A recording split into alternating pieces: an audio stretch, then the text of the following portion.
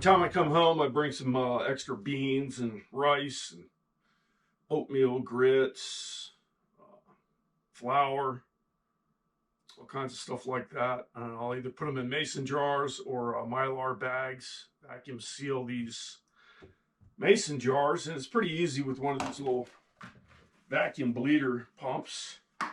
It's actually a brake bleeder for cars. What you'll do is put the hose on the end. You have this attachment from Food Saver. It's a jar sealer. And I'll use oxygen absorbers for certain foods. You can get a list of what foods you can use them on, which ones you shouldn't. So as soon as you cut this bag open with these oxygen absorbers, the clock's ticking. Get everything prepped. Got two different size hoses. I'm using the large hose. This is a smaller one for some vacuum sealers like this. I can use that machine, but anytime I can avoid using the machine, I do that. Just makes the machines last longer. If you can do it by hand, it takes a couple more minutes. Just do that. So what you want to do is just take your lid, leave your ring off, set that on top. Put your Food Saver jar sealer on there. Press that into the hole on top and then draw a vacuum on it.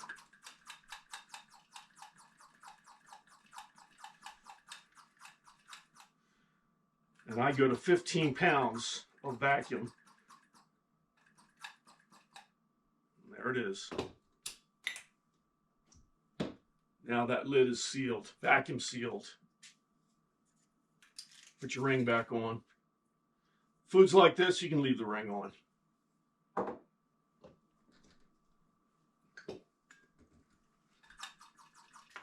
That's it. I'll do that for the rest of the jars, and then I'm going to stow these inside my 55-gallon barrel outside. I don't have enough room in here to store everything, so I store food in the steel 55-gallon drums. Got 4 by the tree out there between the cabin and the outhouse, and then I have 2 out on the deck here. So on the top of all the lids, I put the item name and the year that it was canned.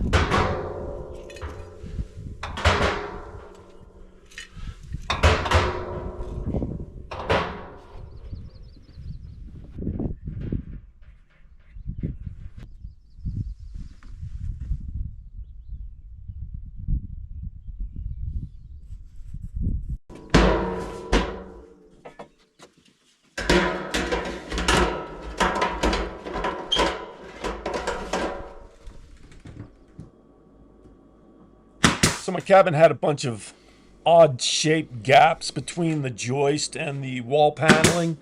So what I'm going to do here is just add some rope trim.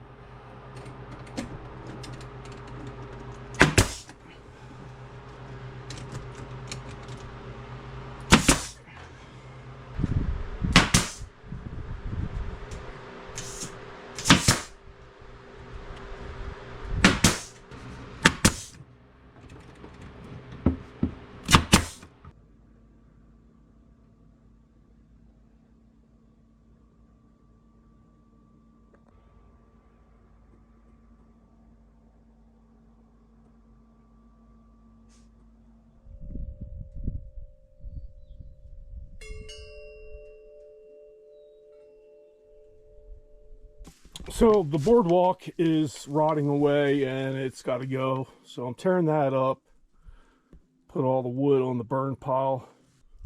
So I got to knock a bunch of nails out of here, cut this stuff up, get it over into the burn pile. I was contemplating tearing the stairs down too, but I think I'm going to leave them up for right now. Because I could tear them down. They are rotting away too, but not as quick as this stuff down here. But I was thinking about taking the Hilti and chiseling out steps out of the rock. That'll be a project for the future though. So for now, the Shower-Sauna will just have its little porch there. When I build the new Shower-Sauna out on the cliff face, it's also going to have a porch about the same size. And it'll probably need a step or two coming down. So this propane stove is for heating my water for showers. Mainly use it in the summer, but I do use it in the winter too. It's also used for canning. I'm going to get busy busting all this wood up. I'm not going to film that. So this is where my new 8x12 foot Shower-Sauna is going to go. Once it's done being built, I'm going to tear that one down. The workshop, which is attached to the Shower-Sauna right now, that's also going to be torn down. It's going to be built over by the helicopter landing zone, a brand new workshop. It's going to be different size than what it is now. It's going to be larger. Large enough to fit 2 snow machines and an ATV inside of it. It's going to probably end up being 12 foot wide by 24 foot long. So the first thing I'm going to do here is get things measured out 8x12 foot, and I'm going to have to make pads where I'm going to pour the concrete. And I'm going to use these buckets here for the form, so I'm going to get as level as I can. I'm going to cut the top off here. I'm going to make pads on the rock. But before I do that, I'm going to drill holes with the Hilti and secure this down into the rock. So this will be down inside the concrete form. It'll stick up. I'll cut them off. I'm going to drill a hole in the bottom of these brackets and bolt these to the brackets. I'm going to use the wood from the Shower-Sauna and the workshop, which I'm going to tear down, to build a wood shed, which is going to be right there by the camera. The problem down over there where the Shower-Sauna and the workshop is right now is the snow drifts. They get 7-8 feet tall. A lot of times in the winter I can just walk up onto the roofs. And I'm tired of shoveling that out. Anytime I need to get in the workshop especially, there's a lot of digging involved. I also need more room to put the snow machines. So the new workshop, which is going to be over by the helicopter landing zone, is going to have room for both the mountain sleds and the ATV. The white snow machine, which is my work sled, is going to go in the ATV shed over here. That's not so bad. If I get snow drifts over there, it's only 2 feet tall, and it only takes me 5 minutes to dig it out. But the snow drifts by the Shower-Sauna, and especially the workshop, are ridiculous. I spend too much time digging snow. And I can dig it all out, and overnight, if there's a windstorm, it fills all back in. So the first thing I need to do is mark out my 8 foot by 12 foot. So the other thing that's going on over at the Shower-Sauna is the workshop edition, which was built onto the Shower-Sauna. It's got a pretty much flat roof, and it's had a lot of snow on it from time to time. And it's actually tilted the whole Shower-Sauna and workshop. It's all crooked. You go in, you can feel it's not level. Over here, I should never have that problem. The biggest worry is wind. Cabin is secured to the rock in a slightly different fashion than what I'm going to do over here. This is going to be a little more sturdy than the cabin. But this is going to take the brunt of the winds right here. So the winds during the winter, they come screaming out of the northeast or the north. And this is the first thing that gets hit. Having the Shower-Sauna here, I actually buffet some of the wind and keep it off of the cabin. Not a whole lot, but it'll help.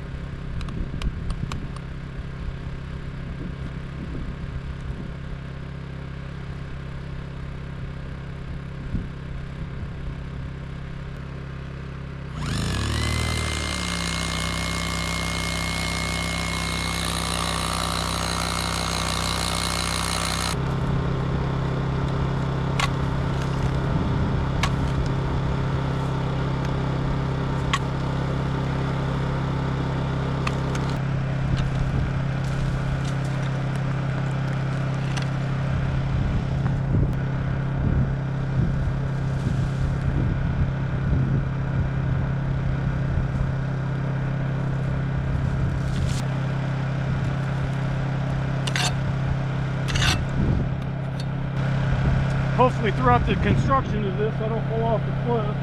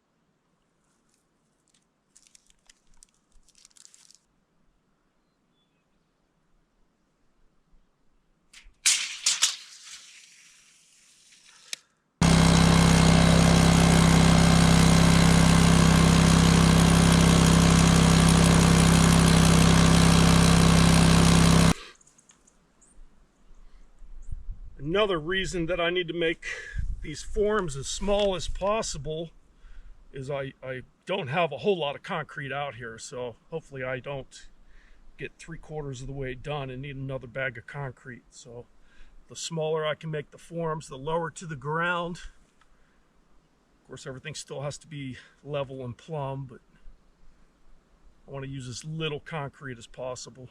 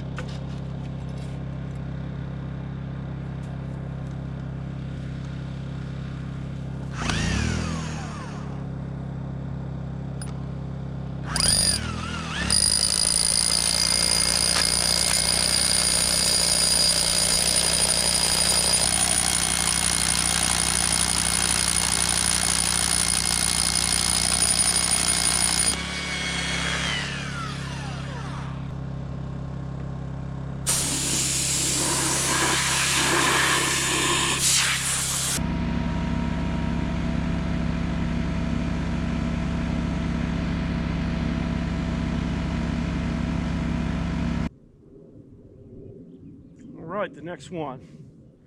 I got to make sure my measurement is perfect.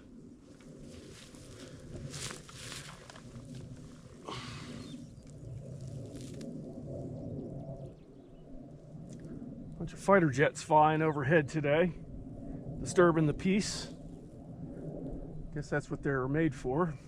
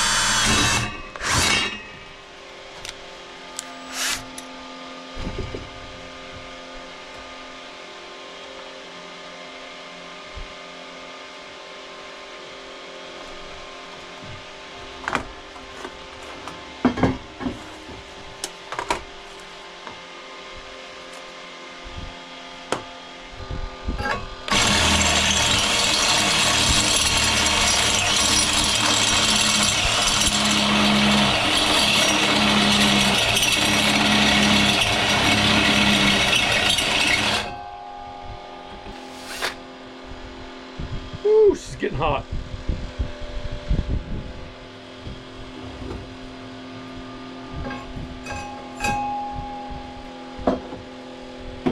There's two.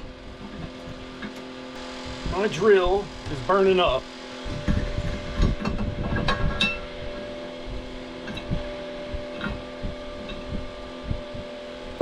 It's the third. Maybe I can get this fourth one done before my drill burns up.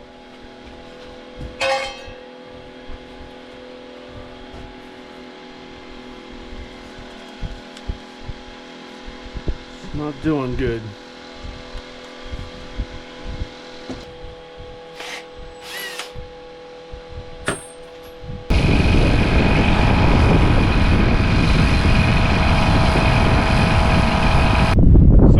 Concrete adhesive anchor caulk. It's an epoxy, I guess. I'm going to run this down in the holes, put the threaded rods down in there, and then cure time, 6 minutes working time and 75 minutes for it to fully cure. Once it's fully cured, then I can set up my forms, make sure they're all level, and then start pouring concrete. Set these in the top of the concrete, wait for that concrete to cure. Then I can run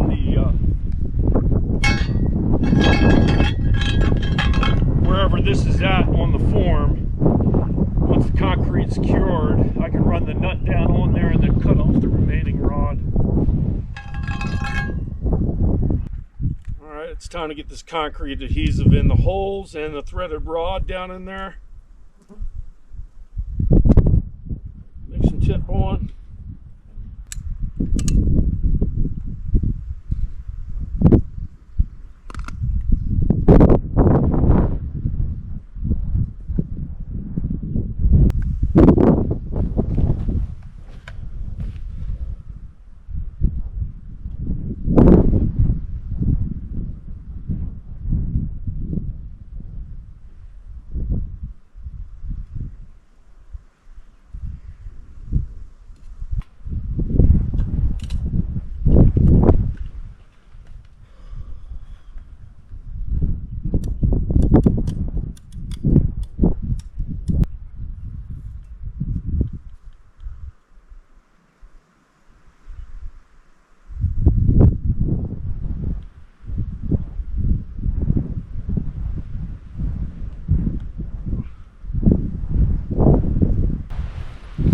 Tops of the forms all leveled. Once I set my brackets on, get them set in the concrete, and I'll be set. So the way this is done, it's not going to sink down into the ground. The shower sauna is not going to blow away. It's not going to frost heave. The only bad thing I guess that could happen is earthquake. You know, this part of the rock chips off. So that's the problem with the shower sauna over there now. The foundation moved. This isn't going to move. Shouldn't move.